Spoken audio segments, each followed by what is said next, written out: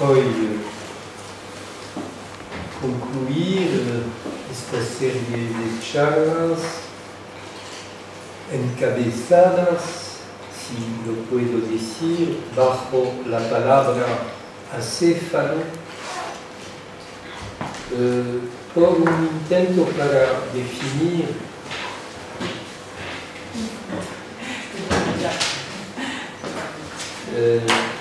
lo en que se convierte ese concepto a partir del momento en que Lacan lo retoma para designar el campo del inconsciente mismo.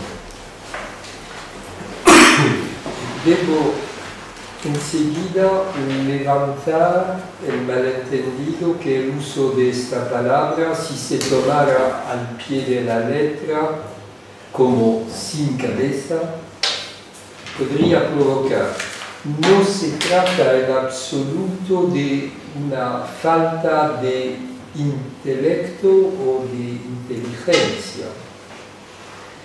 El inconsciente, siendo al contrario, en tanto forma concentrada del ámbito lenguajero en el cual el ser humano nace, vive y se desarrolla, una forma de varita mágica muy astuta que utiliza todos los recursos de la retórica más sutil y rebuscada para hacer notar su poder, que se trate del poder expresivo que logra obtener en los sueños e incluso del poder activo e ilusorio que produce en los actos más o menos fallidos.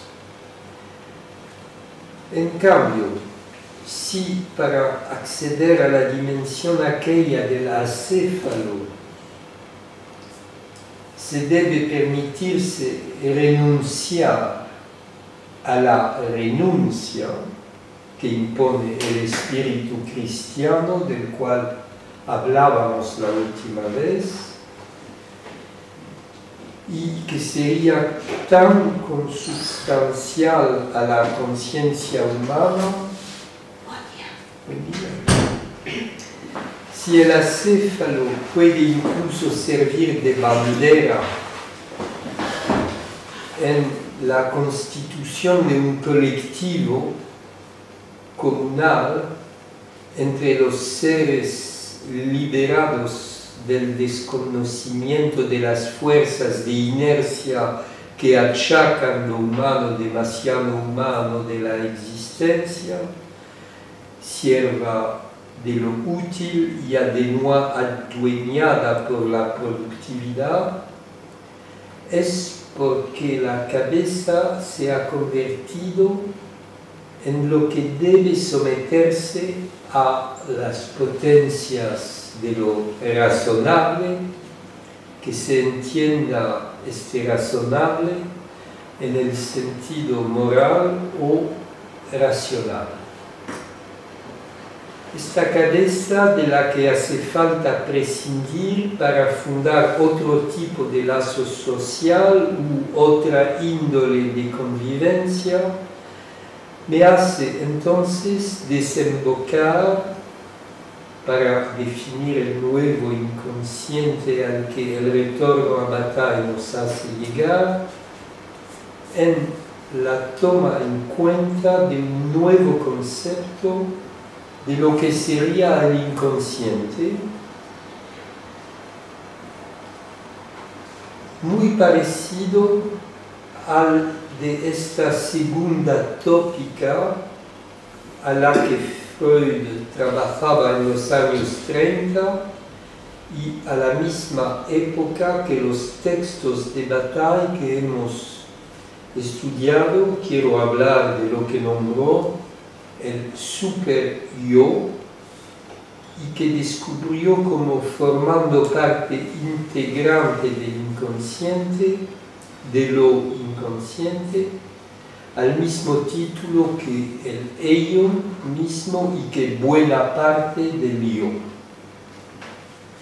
Vamos de hecho a poder comprobar que Bataille puede permitirnos precisar muchos aspectos de lo que sería este principal límite que se autoimpone el sujeto para renunciar a la libertad del deseo, no sin sentirse además culpable por ello, tal como lo enseña Lacan, en tanto buen discípulo de Bataille, cuando habla con demasiada ambigüedad, a mi gusto,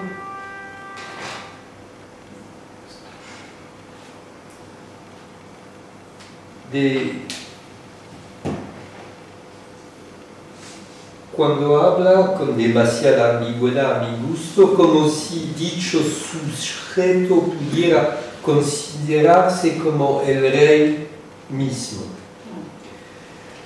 Cuando habla entonces de ceder sobre su deseo, es una fórmula que han oído muchas veces,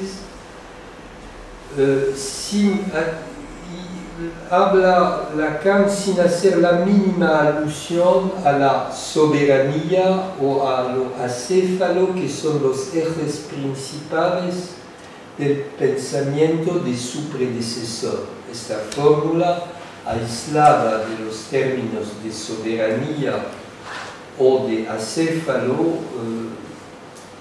no puede estar comprendida sin malentendidos. Si el sujeto del inconsciente no puede sino ceder sobre su deseo, es en la medida en que Bataille tiene la honestidad de precisar que la libertad es lo que se opone a toda conciencia humana concebible, reconociendo que al momento en que escribo, cual que sea la insolencia a la cual podría vulgarmente verme inclinado, no tengo la mínima duda en reconocer que tengo miedo. Quizás valdría mejor renunciar de antemano a un término como el de libertad, que supone un entusiasmo ingenuo o retórico, y hablar más abiertamente de algo que da miedo. La instancia del superior resulta ser entonces lo que concretiza este miedo que se encuentra a la base de las típicas regresiones, de las ruidosas deformaciones, de las proclamaciones de un ideal que exime de sentirse culpable, de tal forma que resulta ventajoso recurrir a este miedo, no más como a un medio mecánico para retroceder, sino como a un signo de que existe la libertad. Y entonces como un signo, dice Bataille, de liberación o de orgasmo.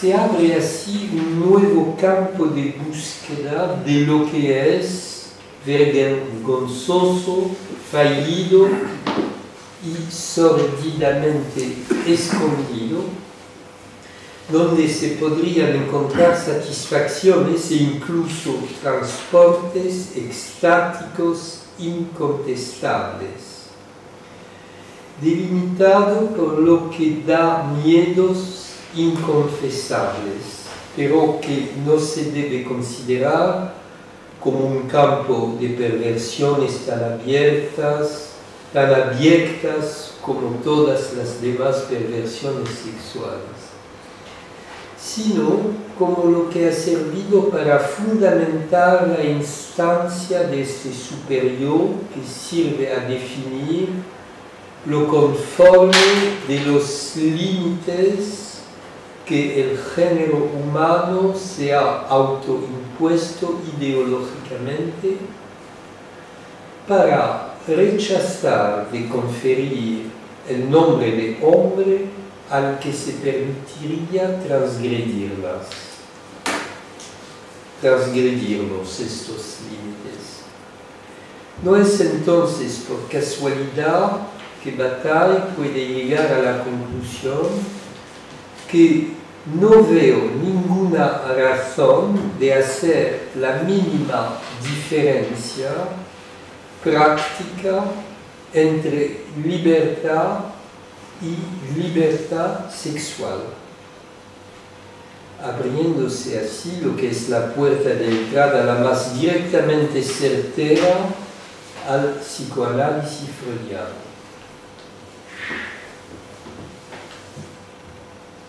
Pues era la introducción de esta charla y voy a partir de esta nueva teoría del superior, a partir de lo que da miedo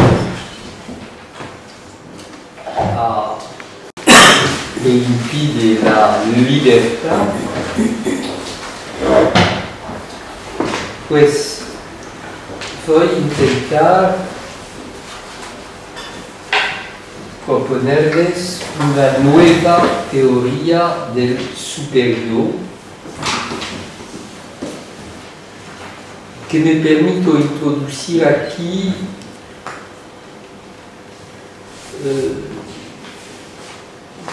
ya que no son de Bataille mismo, pero son lo que he podido deducir de mi lectura de lo que escribe, por cierto, pero a partir de la experiencia que me da una práctica que no es solamente de escritura, como en su caso.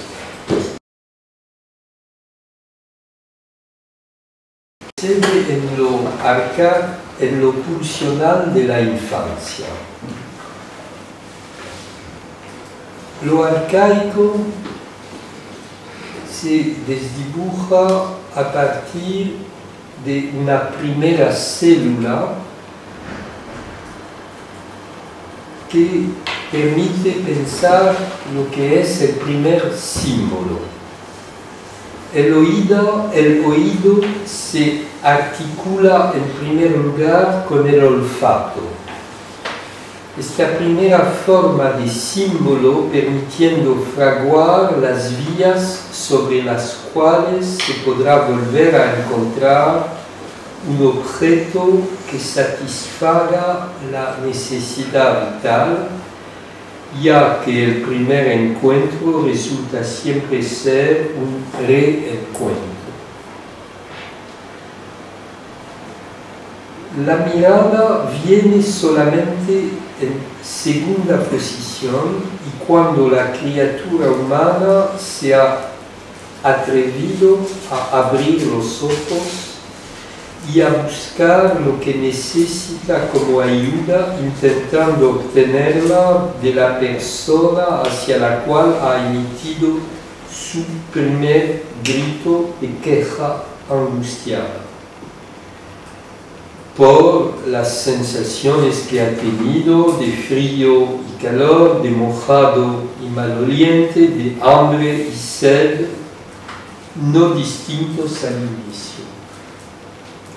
Esta mirada es codiciosa y ávida, incluso si la criatura humana no dispone todavía de dientes o garras para comerse al otro que le permite sobrevivir. Es en principio la voz de ese otro que le hace oír una interpretación de esta mirada implorante, traduciéndola en demanda específica de leche, por ejemplo, pero también y al mismo tiempo de amor. Pero a partir de estas primeras simbolizaciones arcaicas, hay una serie de automatismos que se ponen en marcha.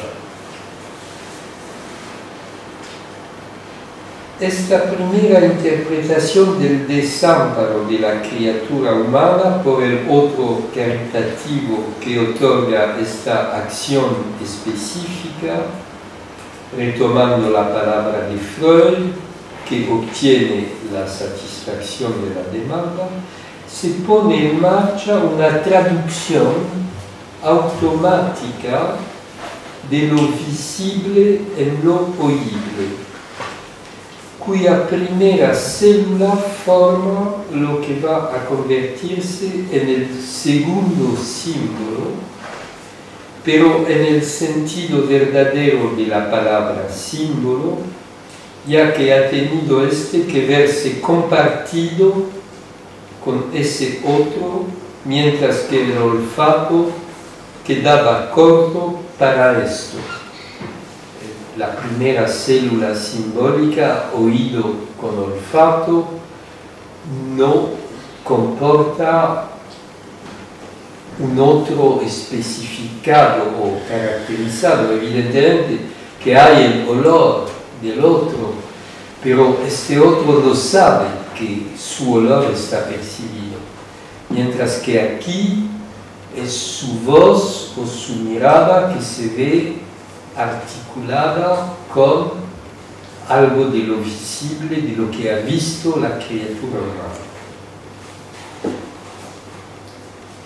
El segundo automatismo va a consistir en la inversión del sentido de esta traducción, que va a pasar de lo oíble a lo comprobable de un visible.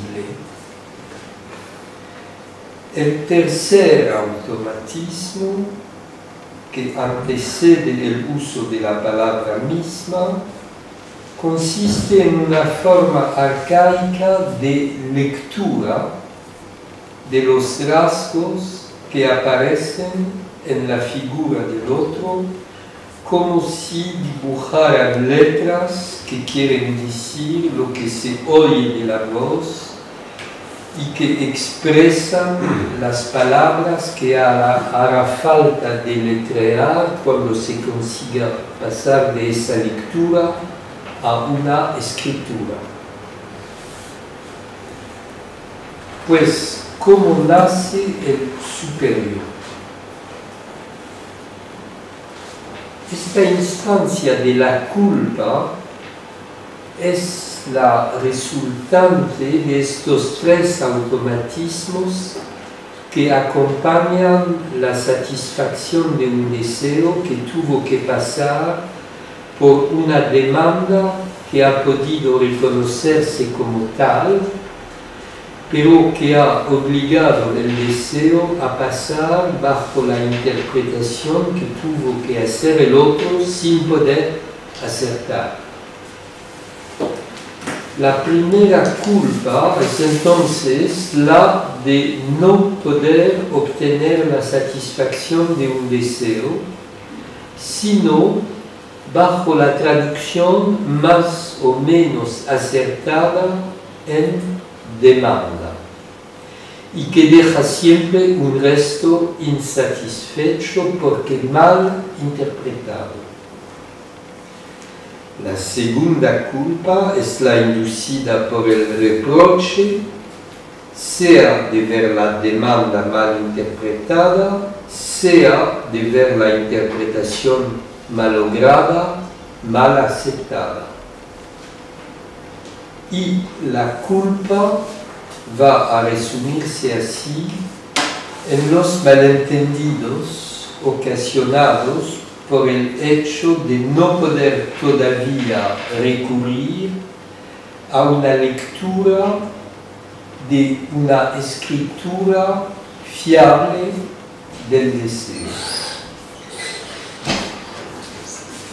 El superior resulta ser la instancia consecutiva a la imposición de un código. arraigado en este tejido de culpas y reproches, se va a fraguar el largo camino de la imposición de un código que elimine poco a poco los malentendidos y que logre hacer del deseo una cosa prohibida si no se resigna para estar reconocida a pasar por lo que Lacan llama los desfiladeros del significado. Para eliminar los malentendidos residuales, se va a imponer la letra como imposición de lo discontinuo de lo digital en lo continuo de lo simplemente oído musical de la voz, y se va a pasar, como eso acontece siempre con la escritura, del código de la lengua al código de un derecho que estipula lo permitido y lo prohibido de la expresión de lo que queda de este deseo tan procesado y tramitado desde su primera e ingenua emisión bajo la forma de una demanda, ni siquiera necesariamente ilícita.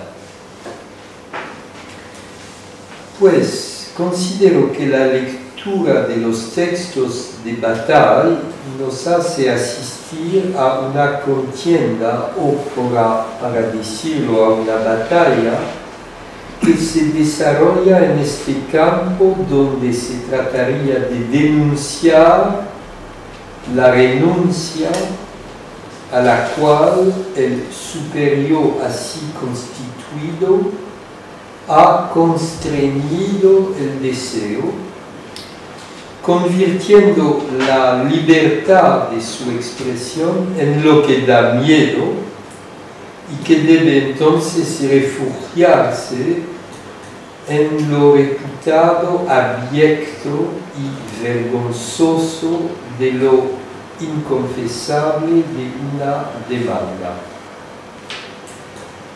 Pero se puede entender mejor ahora por qué esta demanda es la expresión no de una necesidad, sino de un deseo necesariamente sexual, ya que es en la esfera de lo sexual que se ubica el último refugio donde se puedan todavía encontrarse o reencontrarse las huellas de la simbolización arcaica que nos apareció como siempre fallida. Es evidente que a esa época no se podía ni soñar o solamente alucinar algo que se llamaría libertad, razón por la cual ese término es notablemente ausente de todas las descripciones o textos analíticos, salvo cuando aparecen las razones de sentirse culpable, ora por haber tenido que imponerse un pudor, ora por no haber podido evitarse la vergüenza, que han acallado la palabra o el acto. Se debe también reconocer que el legado freudiano del que seguimos los herederos y del que Lacan mismo no nos ha eximido es de haber privilegiado para fundamentar la existencia del inconsciente en un discurso el síntoma histérico y no el fóbico, de tal forma que no es pasando por el miedo que se accede a la verdad del deseo inconsciente, sino al contrario, por el cifrar y descifrar un síntoma que se ha impuesto a espaldas del sujeto y sin provocar el mínimo miedo. A la época de Freud se habían descrito muy cuidadosamente los síntomas fóbicos en la clínica psiquiátrica, y Freud conocía muy bien a estos textos en Créplin, en Le Grand Bussol en Francia, pero ha dudado entre histeria y fobia y acabó inventando en la clínica lo que es la neurosis obsesiva, pero que no es la fobia precisamente. Y pues nosotros hoy en día quizás deberíamos volver a estos inicios de la clínica psicoanalítica para ver en qué medida arraigarse en la fobia, en lo que da miedo y en lo que es el miedo a este miedo, lo que es lo que define precisamente la fobia, para saber si no es verdaderamente aquí que se encuentra la raíz del inconsciente de hoy.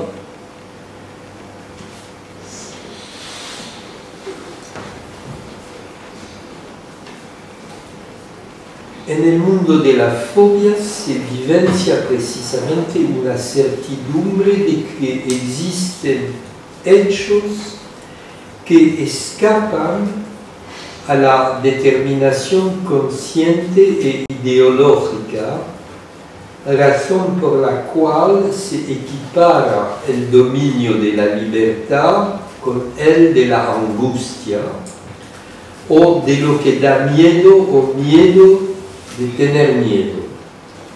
Un mecanismo que no para de desarrollar, es una cita de Bataille, un pensamiento simbólico sin freno que solo permite escaparse de la representación del determinismo sin fin implicado por el mecanismo policíaco del pensamiento racional. Entonces ven que el pensamiento simbólico inducido por la fobia es precisamente otra forma de simbolización que la simbolización correcta del pensamiento racional de la ciencia. Pero se trata precisamente de fundamentar otra simbólica que es la a la que nos interesamos cuando proponemos la regla fundamental de asociar cualquier cosa con cualquier cosa, sin respetar lo racional del encadenamiento de las causas físicas y excluir los pensamientos erráticos, por ejemplo, de los miedos fóbicos. Eso no quita, después de haber hecho este descubrimiento, eso no quita que le parece indispensable fundamentar las razones de privilegiar el estudio de los hechos sexuales no a partir de premisas teniendo que ver con el determinismo científico, sino a partir de una nueva concepción de lo simbólico que tomaría en cuenta otra forma de causalidad y que permitiría no omitir la relevancia de los accidentes de la vida terrestre. La existencia de un transeúnte en la calle que podría, o más bien hubiera debido, según toda probabilidad, no existir. Pues, sin embargo, ha pasado ese transeúnte y lo he encontrado en otra forma de causalidad.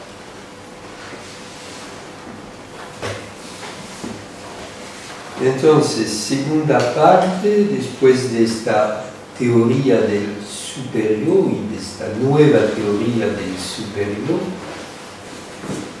voy a pasar a la parte que he llamado cómo se puede escapar a las representaciones homogéneas y menospreciantes de la razón. ¿Cuáles son los hechos que se deben tomar en cuenta?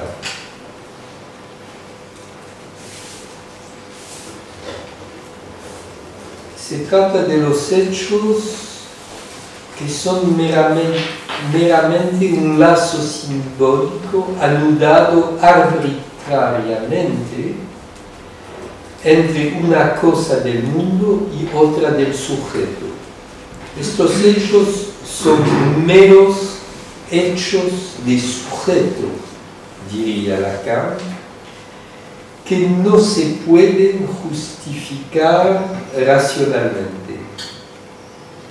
Los hechos, cuando pertenecen a lo irracional de la diversidad y que se definen del punto de vista de la ley de probabilidad como improbables, no llegan a ser lo suficientemente irreductibles. Se trata de identificar algunos en el conjunto que forman aquellos hechos como afectados de una improbabilidad mayor que permite alcanzar lo que define lo único e irrepetible de estos hechos de sujeto.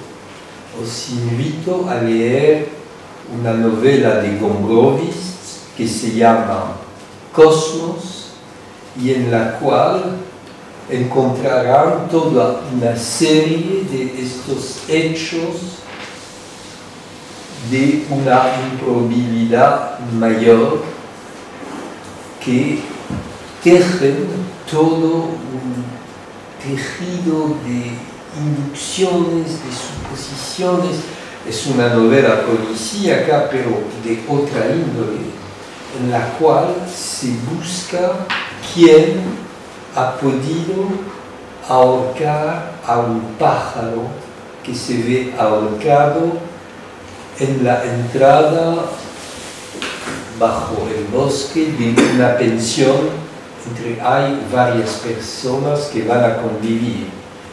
Y el hecho de una improbabilidad mayor de ver a este ave ahorcado es lo que pone en marcha la novela entera y lo que dibuja lo que es este cosmos que articula estos hechos de una improbabilidad mayor, pero que acontece.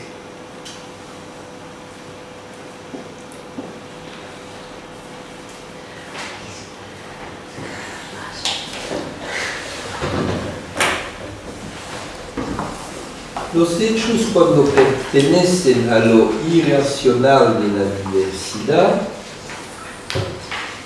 y que son de esta mayor improbabilidad, son más relevantes cuando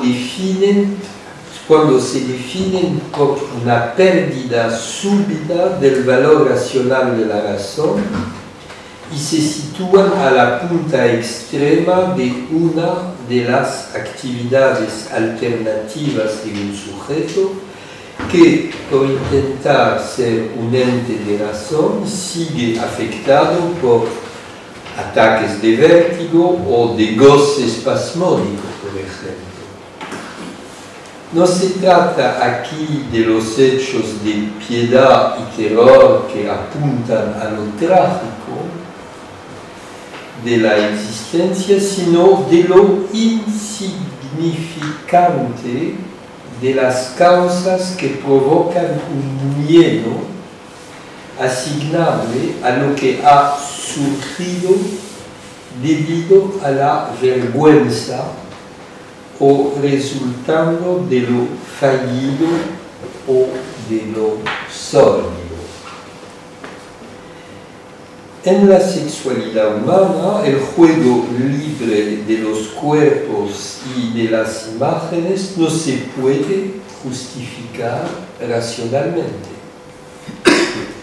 La actividad sexual no puede relacionarse a un orden de determinación que no sea caracterizado precisamente por el desorden, una cosa que el pensamiento racional no puede concebir y que solo resulta definible en función del pensamiento simbólico, gracias al cual se llega a hacer de cada uno de los hechos con los cuales se topa un símbolo irracional y particular.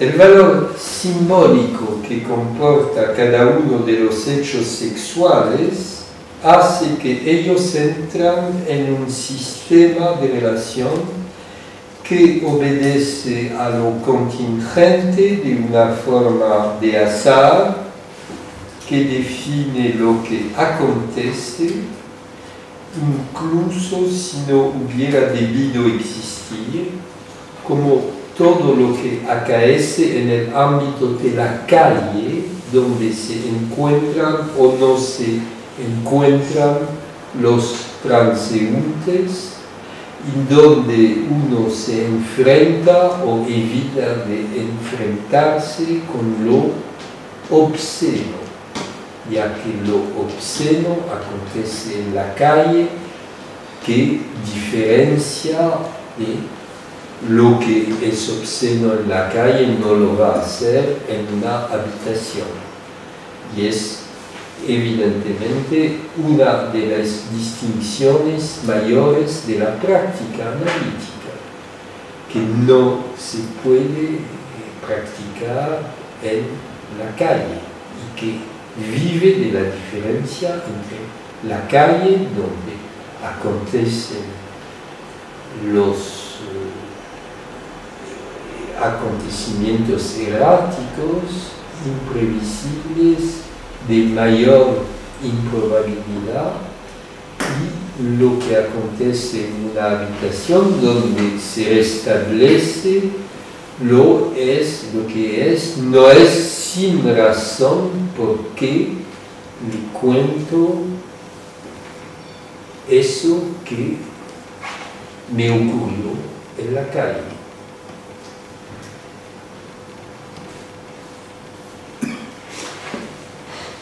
Lo significativo de lo insignificante acaba dando relevancia a lo anecdótico de la vida humana, tal como resulta contada en un diván que se distingue de la calle, en la medida en que reintroduce otra forma de racionalidad meramente simbólica en el marco mismo del lenguaje. Hago notar que eso no lo dice Bataille expresamente, pero se deduce de la práctica misma de su escritura, apelando sin cesar a una liberación cara a la razón. Lo que comprueba Bataille es que la razón es una máquina enferma cuando se ve coaccionada a representar un transeúnte, una tienda, un adoquín, como si nada, mientras que el encadenamiento sin fin de las causas resulta ser una totalidad que aniquila sus partes. Fin de la cita. Se puede al contrario pensar que el dispositivo de la regla fundamental analítica está hecho para acoger toda esta serie de elementos heterogéneos e inasimilables por la razón, que va de las causas a sus consecuencias sin tomar en cuenta lo arbitrario de las relaciones meramente simbólicas. Y Bataille da aquí dos ejemplos de aberraciones sexuales para fundamentar la existencia de estos hechos, y el segundo lo pone en causa personalmente como analizante. Confiesa, de hecho, en este texto que se ha masturbado en la habitación vecina a la donde el cadáver de su madre reposaba, recordándose de la orgía que había acontecido en esa misma habitación. Lo cuenta en detalles en este texto. Y estos ejemplos de lo sexual tienden a demostrar en qué medida no existe más nada cuya imagen sea lo bastante viva como para escapar en el dominio de los hechos a las representaciones menospreciantes de la razón. Es el superior que hay que poner de lado para acceder a estas representaciones.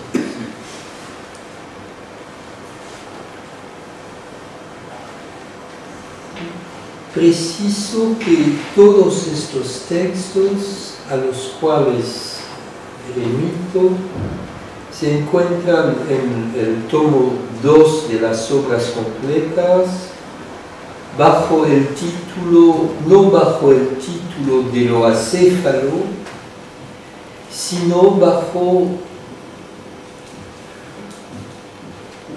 yo buscaba algo más que lo relatado sobre la ida en este bosque de los compañeros cooptados por Bataille para rendirse al árbol cercenado por un relámpago y celebrar aquí no se sabe qué ceremonia, donde se puede suponer que se cumpliría con un sacrificio, y no pude encontrar nada relevante sino bajo estos textos que están encabezados en otro lugar, bajo el título de 5, y es aquí que hice mi cosecha, que acabo, de rastrear este número 5, pero que tienen esta relevancia que les da la práctica de analizante de Bataille más que su práctica de militante o de analizante. Bueno, asoma un poco de lo analizante con esta alusión a este episodio, a la muerte de su madre. En cambio, si están interesados por la ceremonia aquella de lo acéfalo, la encontrarán en este libro, sobre el cual he podido topar.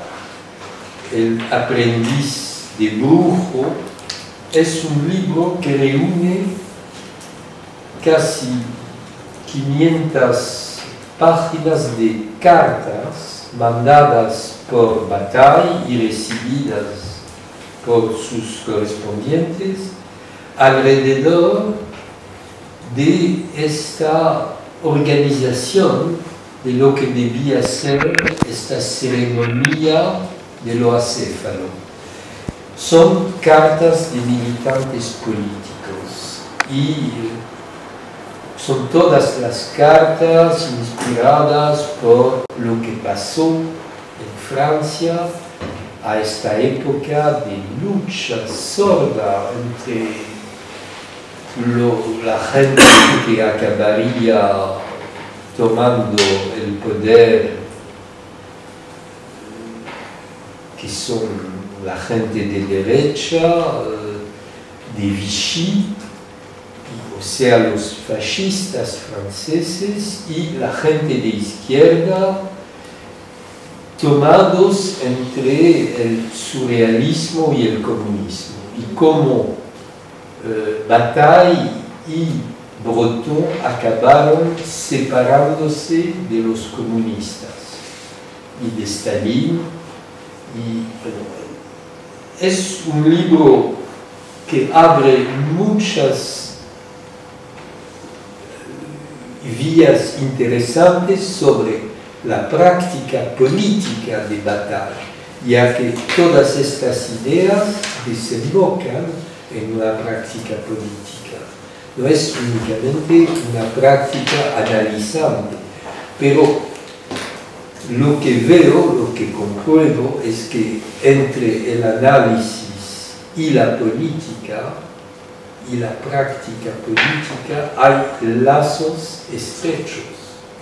No se puede hacer la ascesis que representa este intento de ser verídico en el marco de la práctica analizante sin llegar a tomar posiciones de oposición muy fuertes a lo que sería una forma de censura de lo inconsciente. Como por casualidad la censura de lo inconsciente no se encuentra sino del lado de lo que se puede llamar la derecha. Bueno, si quieren hacer pasar este libro, es muy impresionante cuando se abre este libro. Han retomado el título del aprendiz de brujo, que es un título, es el título que se encuentra en la última parte de este libro, La Conjuración Sagrada, que está traducido bastante mal al castellano, pero donde verán resumidas todas las ideas que he desarrollado en este seminario. Este texto es un texto sobre el amor, además, que es muy interesante si lo quieren encontrar o comprobar. Tiene el mismo título, es alrededor de la página 220, creo. El aprendiz de brujo es un texto de Bataille bastante interesante. Hubiera podido acabar con una lectura de este texto, pero quizás empezaremos el año próximo leyendo El aprendiz de brujo. Yo no era todavía lo suficientemente aprendiz de brujo quizás este año.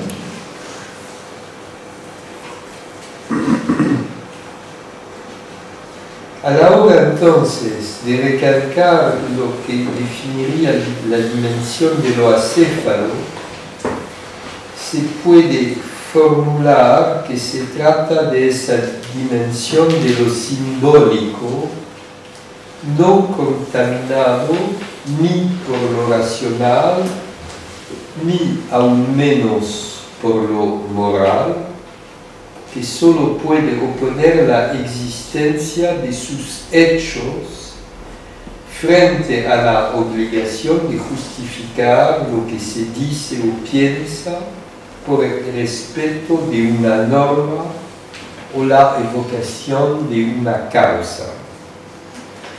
Reconocer su existencia, lejos de implicar una transgresión, es comprobar que es este acéfalo de lo arcaico que ha sufrido de las varias agresiones que han representado la imposición de un código, seguida por la obligación de conformarse a una inscripción leíble sin equívoco y sirviendo enseguida como clave de un saber racional, ascribiendo a cada hecho no la mención de una simple relación simbólica de coincidencia o de recurrencia, sino una causa.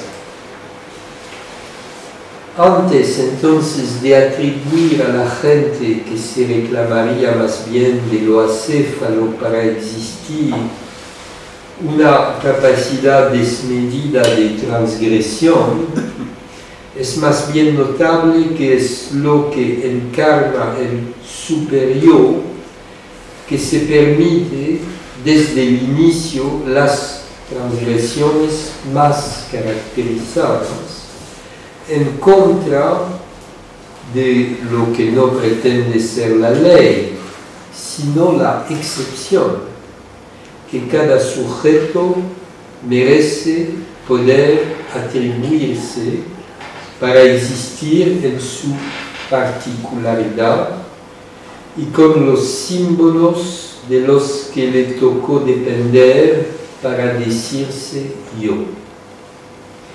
No es entonces por casualidad que se desemboca en este contexto sobre una nota sobre el sistema actual de represión. Es un título que se encuentra en el tomo 2, que nos va a permitir definir todavía mejor lo que atañe a los hechos simbólicos que el superior veta y prohíbe cuando conciernen los personajes geniales y no necios, o los dementes y los criminales. Y he titulado esta tercera parte La función del superior es de sofocar lo sagrado. Bataille no es solamente el predecesor de Lacan, sino la fuente y el inspirador reconocido por Foucault. En esa nota sobre el sistema actual de la represión se enuncian las ideas siguientes que nos van a permitir precisar esta tesis que acabo de enunciar en mi título. Si no hubiera un inconsciente, no existiría ninguna represión y las sociedades verían el lazo que las constituye disuelto. Dice Bataille, no es más tiempo volver a las sociedades primitivas y a los tabúes eficaces por sí mismos. A no ser que la sociedad se organice de tal forma que casi no existiera jamás una razón de matar o de robar, toda propiedad viéndose abolida, lo que es fuera de alcance hoy, y vivimos en una sociedad donde se fundamenta la existencia del inconsciente. O sea, que si hay inconsciente, incluso si la gente no quiere tomar en cuenta la existencia del inconsciente, es porque hay la necesidad de reprimir, ya que los tabúes no son suficientes, y de reprimir actos que pueden llegar a ser criminales. La represión es entonces insoslayable, visto que existirán siempre hombres menos asexuados y más salvajes que otros, que seguirán matando o robando por pasión, ya que algunos sentimientos no pueden estar destruidos y se deben de expresarse en los representantes más admirables de la especie, escribe Bataille, que se trate de personajes geniales o de dementes y criminales. Es por eso que Bataille interviene con el tono vehemento de la indignación y de la denuncia en letras mayúsculas. Es inadmisible, escrito así en letras mayúsculas, es inadmisible, si quieren leer el texto, ya que vale la pena echar una ojeada.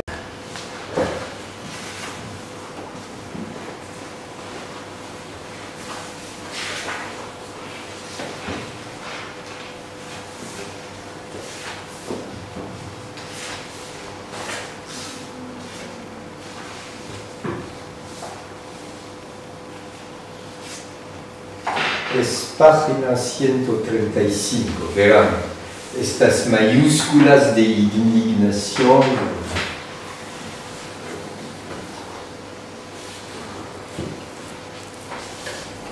Es inadmisible que la sociedad, si invoca el derecho de castigar matando, no reprime sino a la luz del día y en público. Es inadmisible que los inspectores de la policía puedan torturar unos prevenidos, muy a menudo inocentes, sino en presencia de un público que tendría la libertad de asistir. Los nombres y caras de los policías y verdugos deberían estar publicados en los periódicos y sus actos relatados. O sea, no se puede esconder todo esto. La figura del burgués haïto, le bourgeois repu, y su denuncia, lo que lo caracteriza es su horrible cobardía, que le hace temblar no solo frente al mal que el criminal puede hacer, sino frente al mal infinitamente más atroz que hace él mismo al criminal. Mientras que el derecho imprescriptible del criminal es de perturbar el sueño de esos cobardes, ya que muere por la tranquilidad de su buena digestión. Al carecer completamente del elemento pasional sin el cual la represión social no hubiera podido nacer, el sistema de represión actualmente en vigor es el más monstruoso y el más degradante para los hombres de todos los que han sido aplicados. Da el contraejemplo de la China, donde los sentimientos de los hombres hacia los que mandan al suplicio parecen más humanos. Alguno de ellos, queriendo apropiarse del valor de ese hombre que ha admirado, comiendo su hígado. Bueno, cosas atroces, pero de las cuales Bataille no tiene miedo. De ello se concluye que la sociedad no tiene el derecho de castigar matando, sino reconoce el carácter sagrado del crimen. Un hombre que ha elegido la vía del crimen no lo ha hecho sino con la meta de exponerse él mismo al sacrificio. Si no fueran hipócritas los que se oponen al hecho criminal en función de una triste necesidad, no considerarían estos actos sino como apuntando hacia el éxtasis del martirio o el delirio sexual de algunos insectos, siempre sancionados por una muerte violenta y sacrificial. El criminal debería entonces estar tratado hasta el momento del suplicio como un dios o como una víctima, y el ladrón no encarcelado o mandado a las galeras, sino expuesto en la plaza pública, en el picote, y la represión no debería estar aplicada a los cobardes en la medida en que alza a los que sanciona arriba de todos los desquiciados humanos. De la misma manera que el ave de presa se encuentra arriba de los pollastros.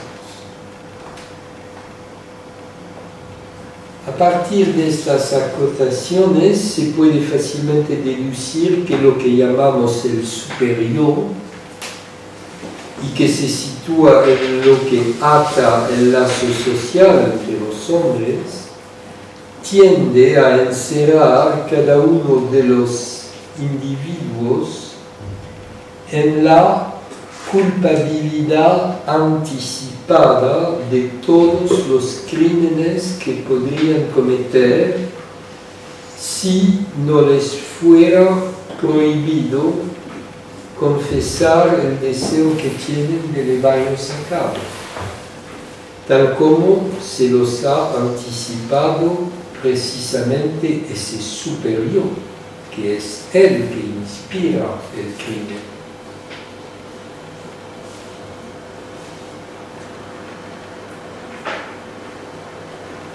Pienso a una imagen que surge así, asociando en I Vitelloni de la película famosa de Fellini, en una escena de confesional, donde el cura, encarnación, si la hay, del superior,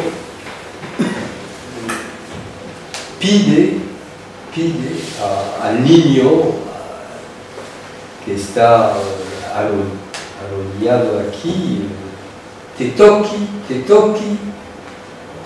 tocas, ¿no? Y este niño no piensa a lo sucio que piensa este cura, sino imagina toda una escena maravillosa en la cual huye en una escalera donde ha visto una falda que se llevaba un poco corta y todo lo imaginario de este señor está reducido por el superior del cura a ese tetoki. Es una imagen que evidentemente Bataille no le gustaría.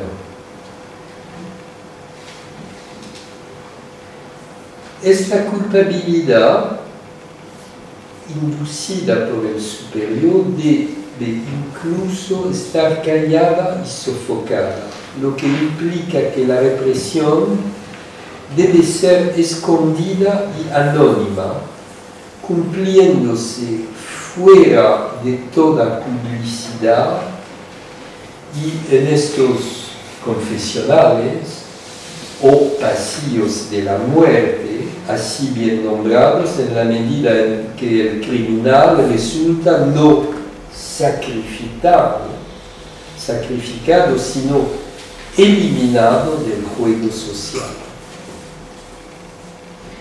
Al hacer imposible que se exprese la mínima simpatía hacia el acto o la persona castigada, este juego social, privado de toda pasión, pone la sociedad misma en peligro de convertirse en la presa ideal de unos terroristas que quisieran despertar la necesidad de un sagrado totalmente excluido de las reglas de este juego, ya que se ha vuelto totalmente equiparable al funcionamiento de una máquina en el modo de producción capitalista.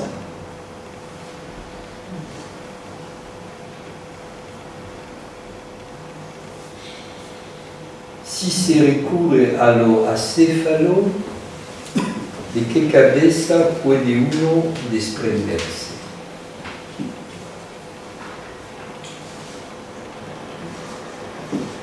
No solamente de esta cabeza que busca una finalidad en el mundo, como lo preconiza Spinoza.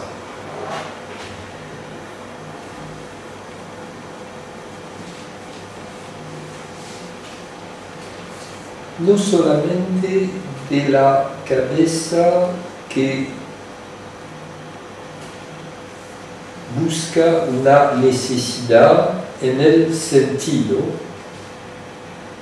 al que inclina el hecho de haber tenido que someterse a la imposición de pasar por el lenguaje para poder sobrevivir.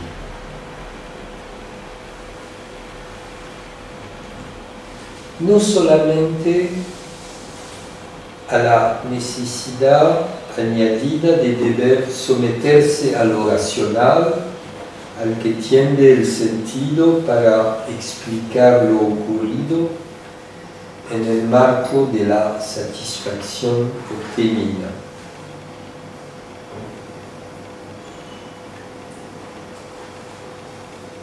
Todo esto lo acéfalo lo reconoce y lo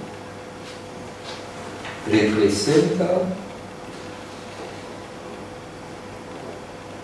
sino se debe desprenderse por fin del sentimiento de la culpa que infunde el superior si uno busca escaparse a todas estas exacciones. Eso nos encamina hacia la figura de André Masson, ilustrando el acéfalo, que es la negación de la cabeza humana, en la medida en que simboliza la idea de que el universo mismo está encabezado, tiene una dirección y una jerarquía.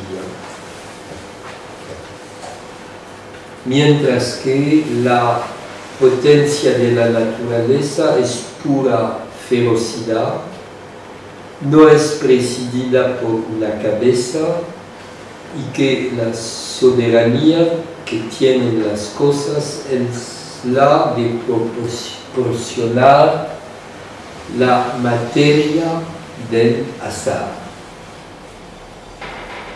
De allí que el dibujo sin cabeza es la afirmación de una potencia amorfa o que tiene la forma disonante, baja, de las partes del cuerpo menos ennoblecidas por los ideales armónicos. En el centro se transparentan los intestinos del acéfalo, un dios con un laberinto de tubos blandos, sin centro, y donde la salida obvia es la degradación más que la sublimación. Lo que quiere decir que se trata de afirmar el sinsentido final de todo, que quita a la cabeza humana la servidumbre de tener que darle un sentido al universo. Así, libre, la existencia es un juego. Y no hay más este ser que exige la necesidad como una ley por encima del universo. La libertad de la pura materia persiste en ese ser absurdo, angustiado por la distancia que los separa de los otros seres, de los que se alimenta, pero a los que no puede parecerse. No hay más ese tú mismo a quien deberás querer. Próximo compartir.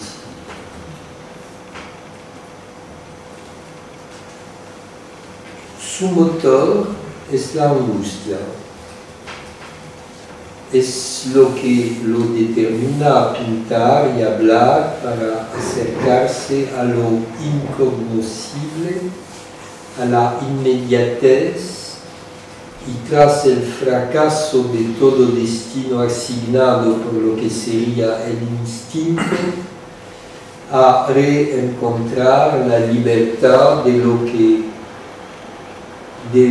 lo que ha hecho parecerse a la negación de su propia cabeza, más que al tú mismo. Se confronta así a lo inhumano, lo que no habla y no tiene ningún sentido, lo que le abre el camino a la íntima libertad de no ser, de no querer nada. Esa fuga del pensamiento es la ventana abierta a la noche que un niño puede ver como la revelación de la gran farsa del mundo.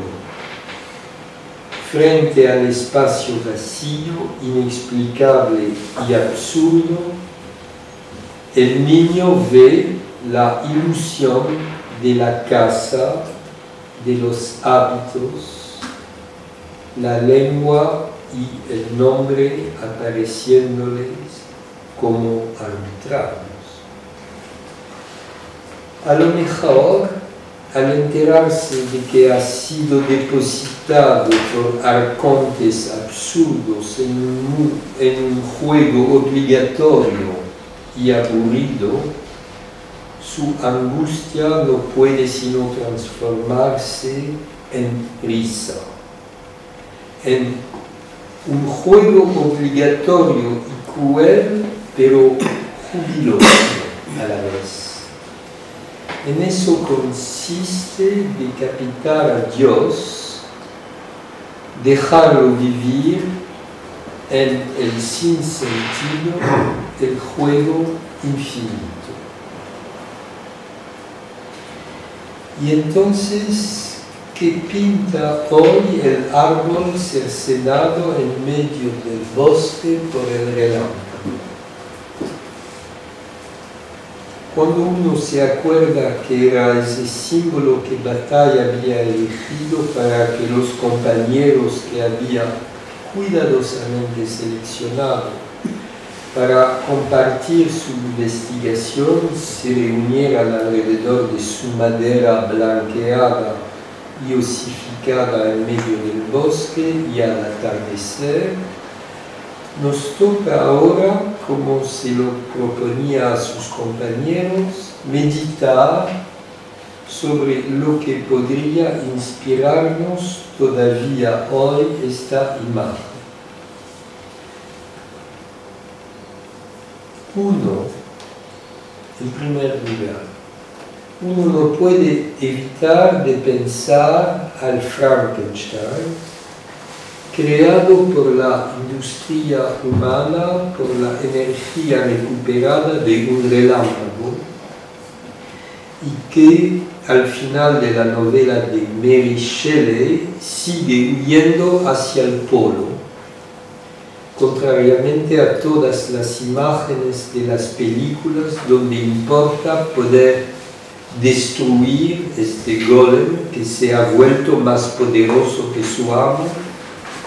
¿Qué más se acuerdan en la película más célebre que el Frankenstein está encarcelado en una torre y que se pone el fuego a esta torre? Bueno, en efecto, no parece que hayamos logrado adueñar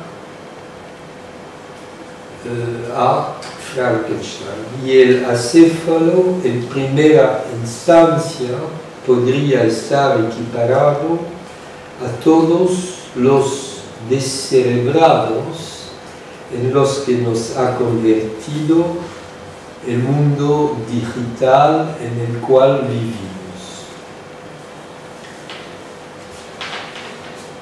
Bueno, primera ilustración de lo que sería el acéfalo, entonces este golem, este doble de la potencia humana que acaba adueñando al hombre que la ha creado.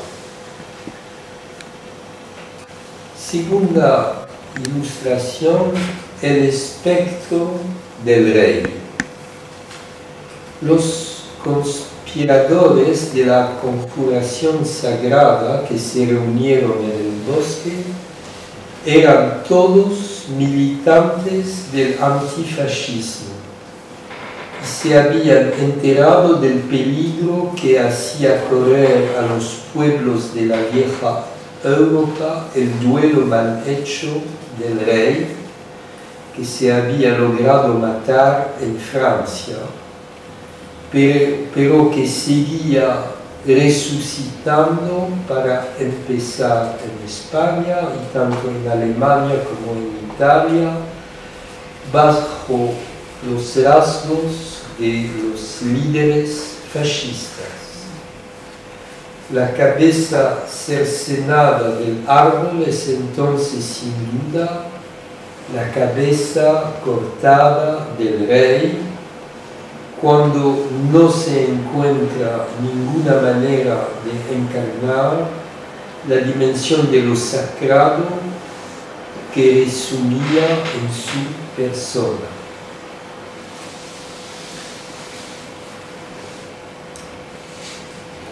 Tercera ilustración,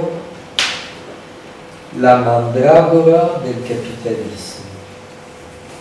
Esa raíz, la mandrágora, brota al pie de la horca, que podría muy bien representar un árbol como este, nacida del semen de los ahorcados, de estos criminales que se ahorcaban, y que si se logra desarraigar siguiendo el ceremonial prescrito, permite al que la posee a esta raíz, ya que se pone a vivir como un animalito sin cabeza, perdón, con cabeza pero sin cuello.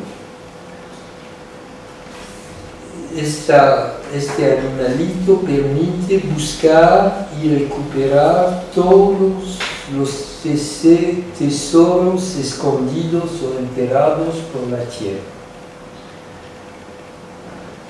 Esa potencia ilimitada de acrecentar la riqueza es la representación más temprana en los cuentos del romanticismo alemán de la toma de poder que permite hoy en día el capitalismo financiero desencadenado y satánico, ya que para estos románticos el que se encontraba al final con la mandrágora a la hora de su muerte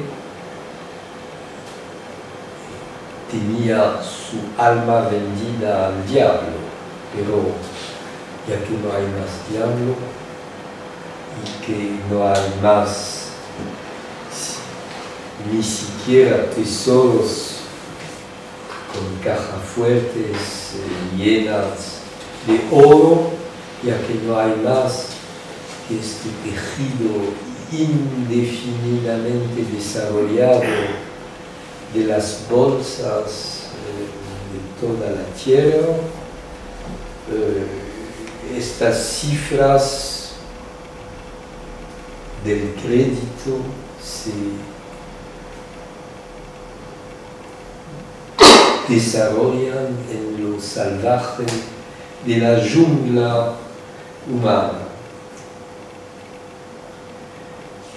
Pues yo he demostrado en el libro de las marionetas parlantes que estas tres formas de marionetas que pueden engañarnos porque hablan eran las tres categorías bajo las cuales el inconsciente de hoy se encarna.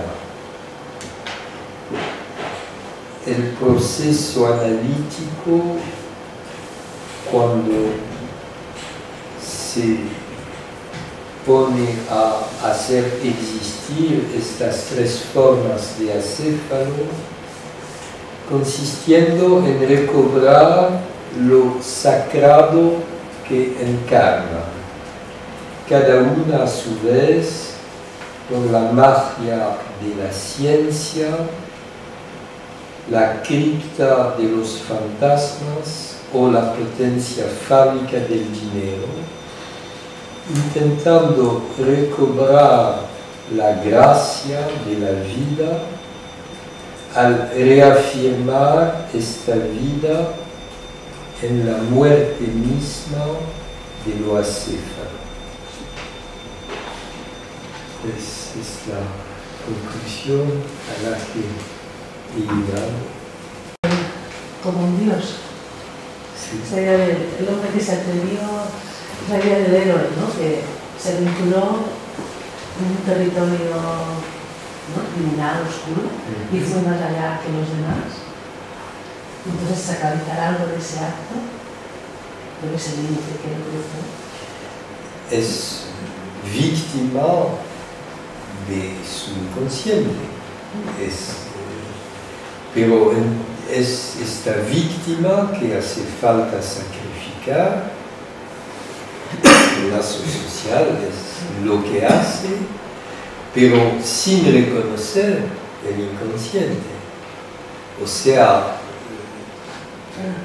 sanando como lo hacen los cirujanos con un campo séptico y cercenando el árbol, pero haciendo leña con su madera y punto, y eliminado del juego social, mientras que está al centro del lazo social.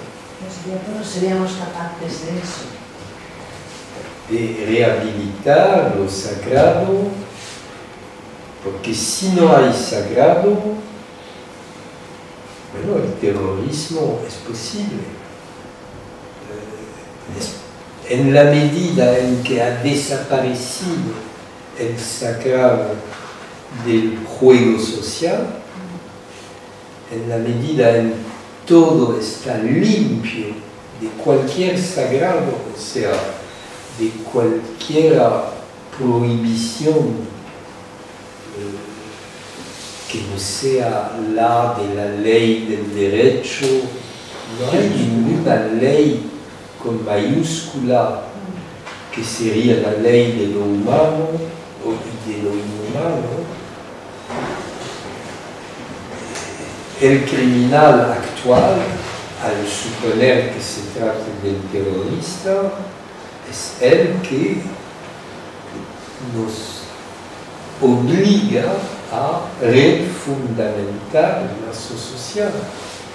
Y si nuestras sociedades deben vivir en el miedo del terrorismo, es lo al que nos han obligado, pues viviremos en el miedo frente a una potencia que no es la del terrorista, que es el más débil, sino frente a la potencia de este amo que ha eliminado todas las razones de tener miedo, ya que vivimos en una caja fuerte de seguridad con un riesgo cero. Nos hablan del riesgo cero, es lo al cual el lazo social nos debe encaminar. Y todo está hecho para que la muerte no sea más algo sagrado. También la muerte es un hecho marginado, eliminado, si se puede, equiparable a causas médicas. Hay nombres que siguen espantándonos. Se intenta asimilarlos a iniciales, no se habla más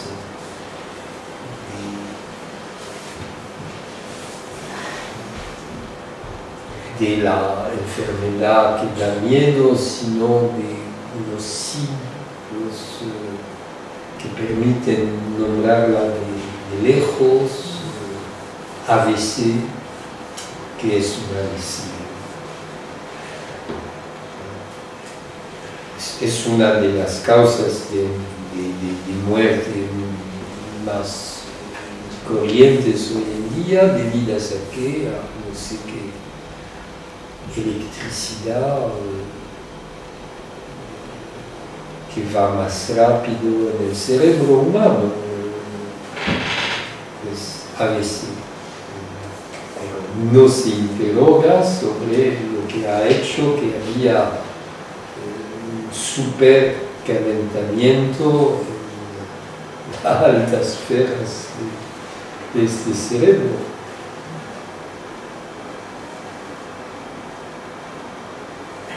Jacques, tú has dicho, cuando ibas haciendo toda esta gran paráfrasis, ¿no?, de alguna manera de batalla, ¿no?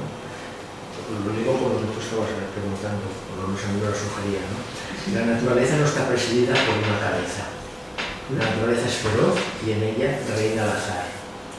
Y esto no sé si lo he añadido yo, pero se sigue es el acéfalo, ¿no? Es el máximo acéfalo. Es lo que dice Bataille, son citas de Bataille. Este es el máximo. Sí, pregunto.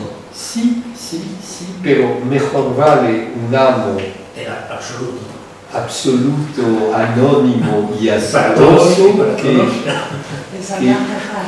El salvaje azar. Los salvajes. se puede por lo menos Este es el que es compartido para todos. aprovecharse y ganar a la lotería, por ejemplo. Aprovecharse entre comillas. O dejarse engañar, esperando en el azar, pero a veces este azar se puede más o menos utilizar como algo provechoso, y es lo que se intenta hacer en los consultorios analíticos, ¿no? Nos aprovechamos del azar promoviendo algunas caídas que pueden ser o placenteras o felices de una coincidencia nueva que aparece y que abre nuevos caminos, vías de escape, no sé. El azar no es únicamente feroz, puede estar aprovechado, es nuestra tarea. Bueno, es cuando entra la cuestión del juego, ¿no? Que a mí me lleva a Winnicott, en el sentido de que él plantea algo de una forma más amable, batalla es más feroz. Sí, sí, pero evidentemente. Algo de la conexión con el azar, ¿no? La crueldad no se puede ahorrar en la práctica del análisis. Es una práctica... No se puede ahorrar, has dicho, ¿no? No. La crueldad es insoslayable. La gente que viene puede, por lo menos, quejarse de una crueldad de la que no se puede quejar, porque está precluida por la ley. No se puede seguir quejándose de una violación temprana por un abuelo fallecido. No se obtendrá justicia, pero son casos que vienen precisamente al consultorio analítico, donde las últimas quejas son las más crueles de todas. Y se trata de invertir la crueldad por, a veces, crueldad, o sea, frialdad, posibilidad de decir cosas terribles, asumir el odio, asumir todo lo que conlleva el odio. El único lugar donde se puede hacerlo es en el consultorio analítico. Y entonces, la ontología negra de Bataille no me parece ajena a la de Freud.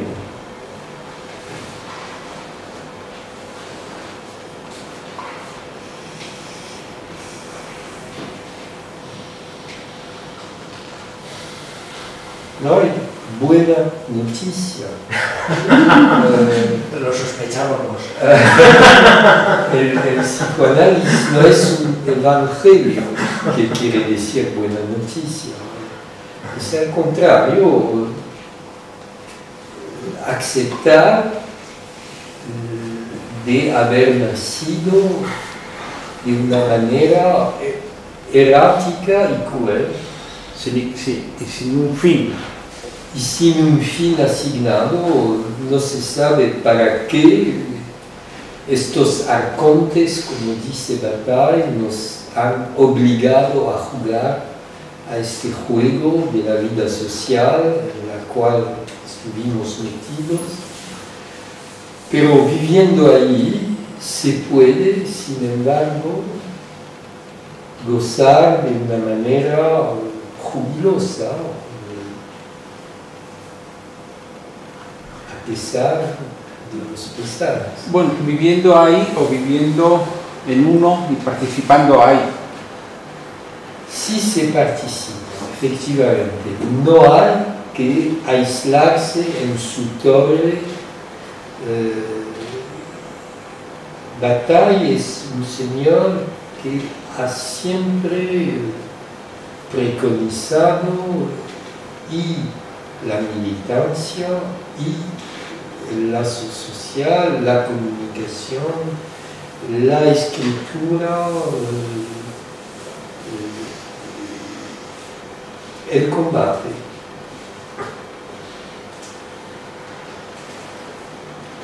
Y la crítica.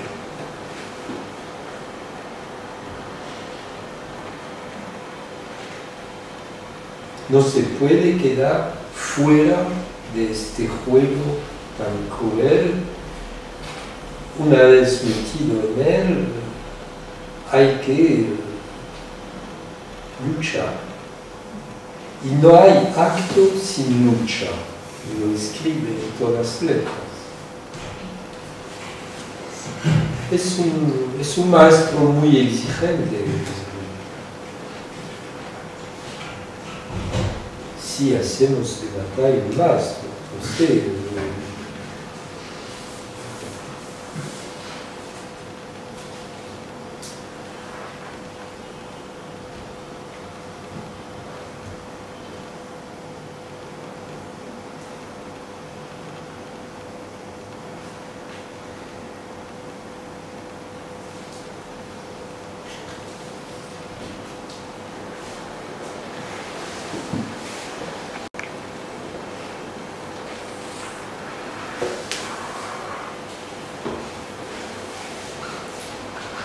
Sí, quiero decir una tontería, pero la voy a decir.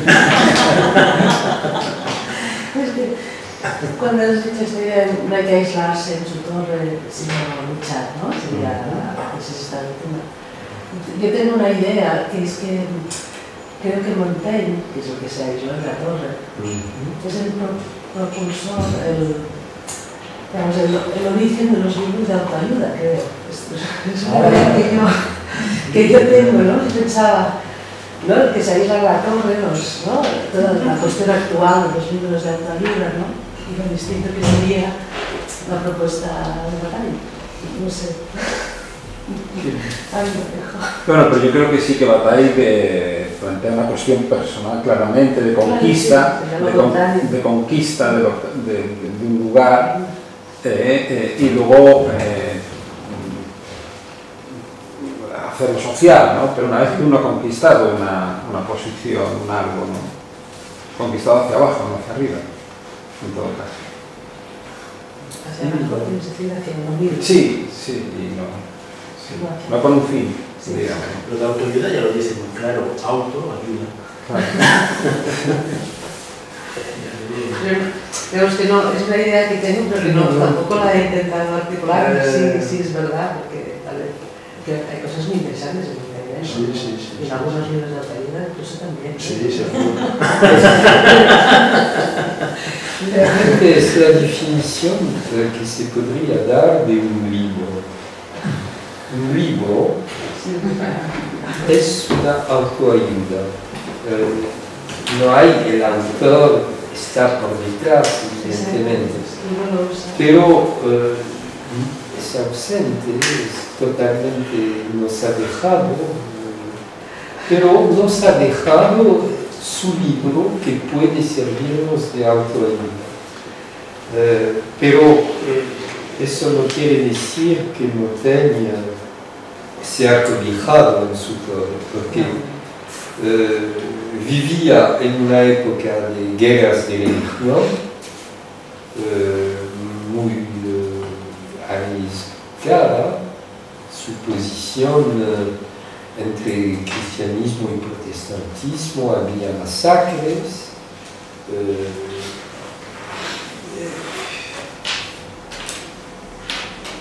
Europa es una región muy antigua.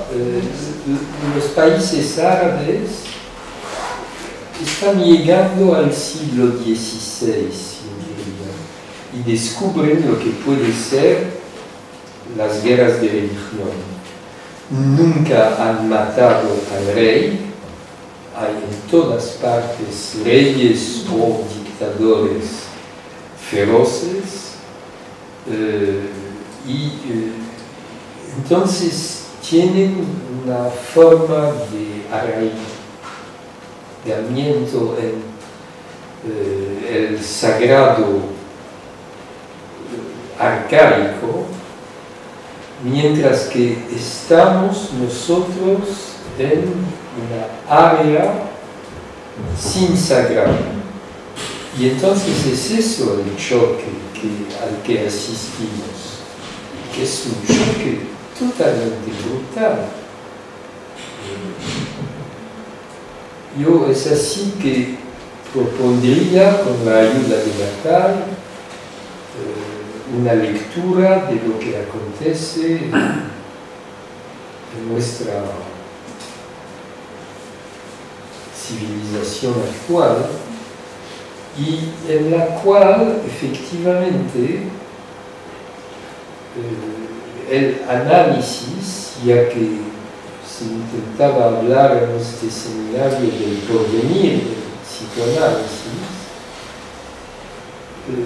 es una forma de repensar la historia del nacimiento de la ciencia, que empieza por desacrar los cuerpos,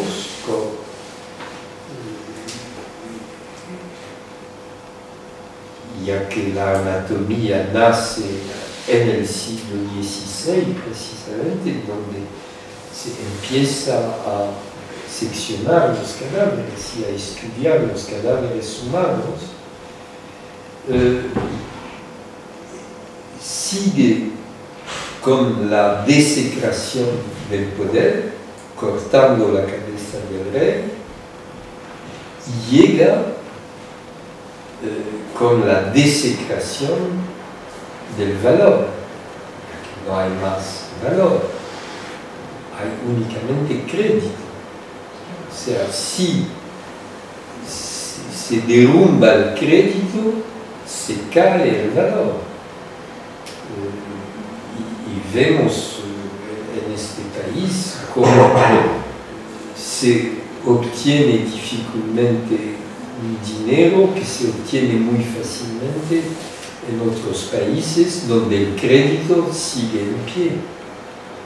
O sea, es el crédito que determina el valor de las cosas. Y en Grecia no hay más crédito posible que se pueda obtener, por ejemplo. A pesar del valor eximio de la cultura griega.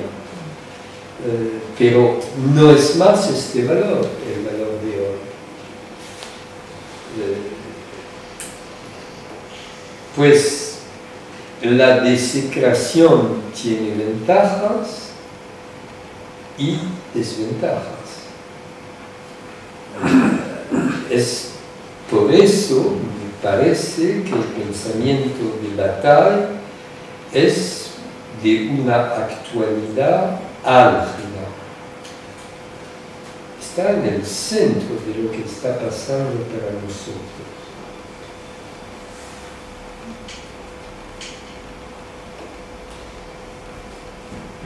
Me parece.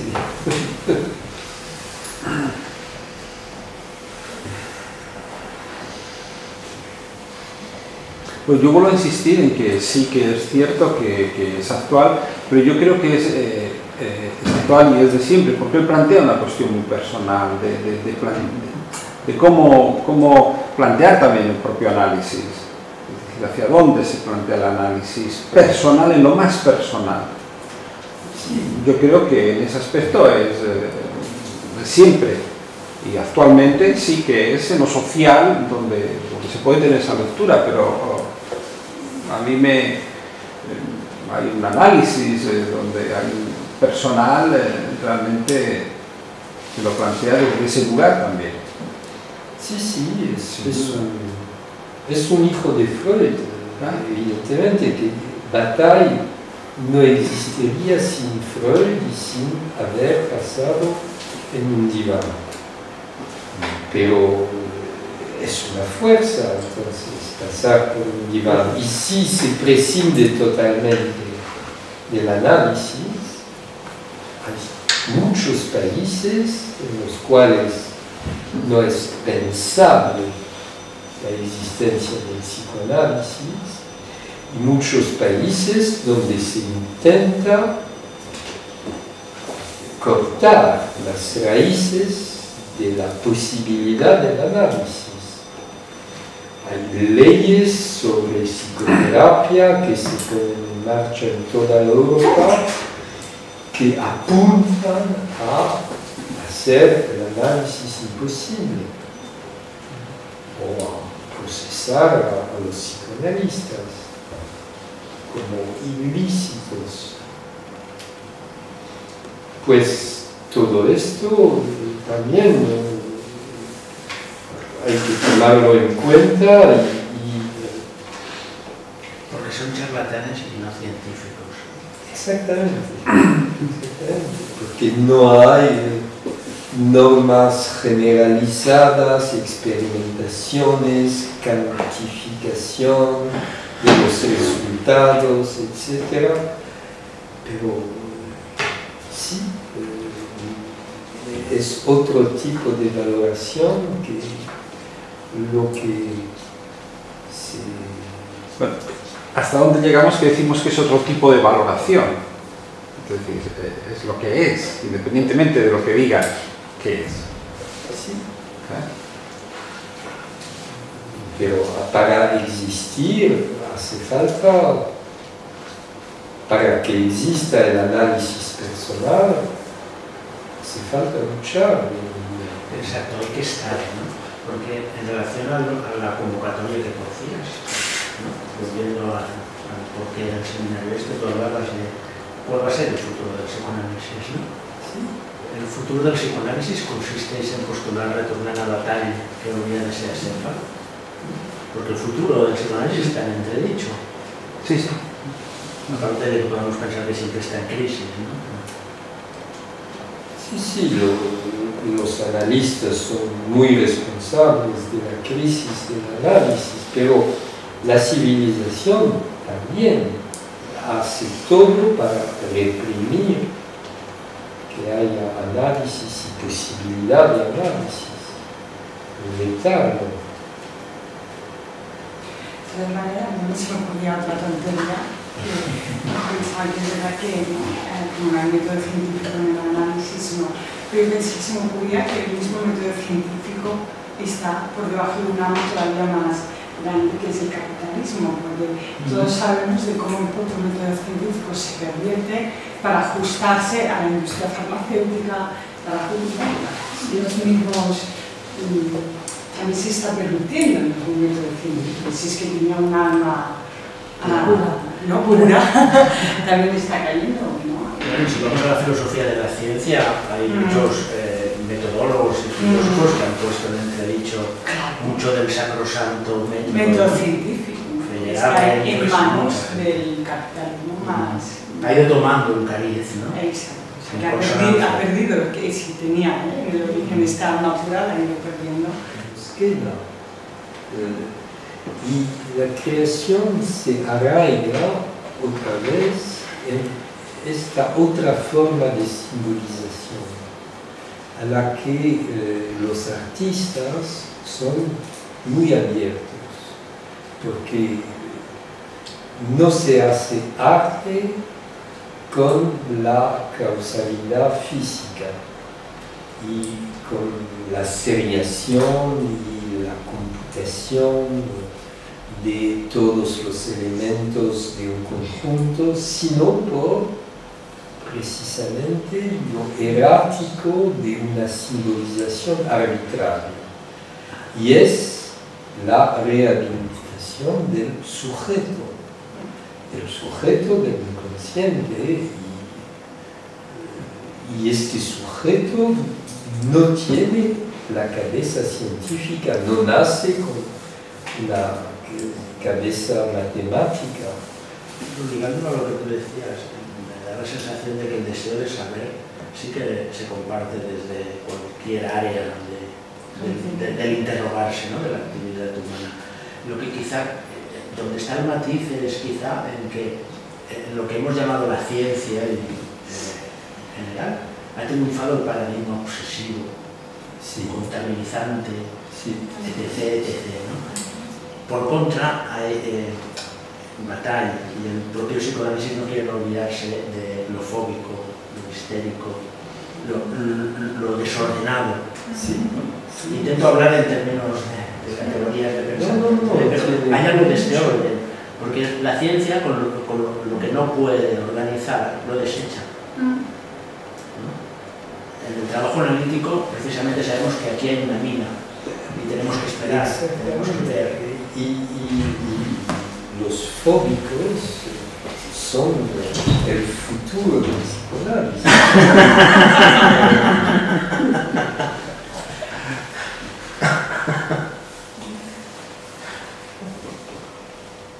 No es una posición cómoda, ni la de los fóbicos, ni la de los perversos. Si se intentara pensar lo que sería una estructura, sé muy bien que no se habla más en la clínica analítica de hoy de estructura, pero si hubiera una estructura, debería ver que es la lectura de Bataille que lo permite aislar, que lo inverso de lo perverso es lo fóbico. O sea, que es a partir de este polígono de sustentación que Freud fundamenta que la neurosis es lo inverso de la perversión. Es a partir de la estructura fóbica, no a partir de la estructura histérica.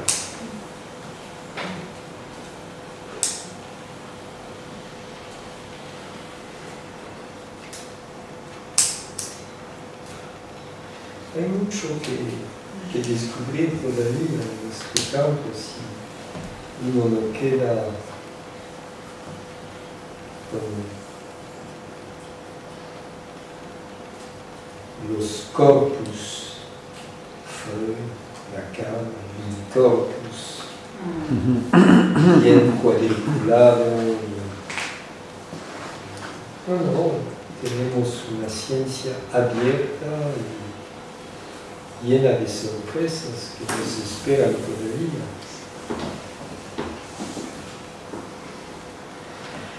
Bueno, esta conclusión.